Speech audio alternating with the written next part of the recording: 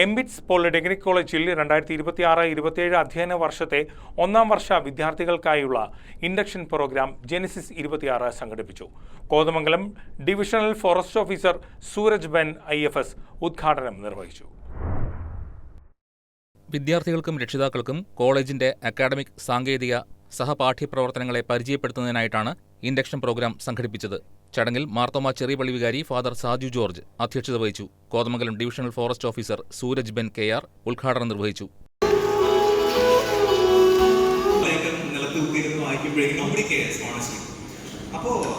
പക്ഷേ ഇതിൽ നിന്ന് ഉണ്ടാക്കിയെടുത്തൊരു കോൺഫറൻസിൽ നിന്ന് ഞാൻ കോളേജിൽ വെച്ച് ഇതുപോലെ പ്രോഗ്രാം വന്നു കഴിഞ്ഞപ്പോൾ 7 ചെണ്ട നമ്മൾ വാടകയ്ക്ക് എടുത്തു.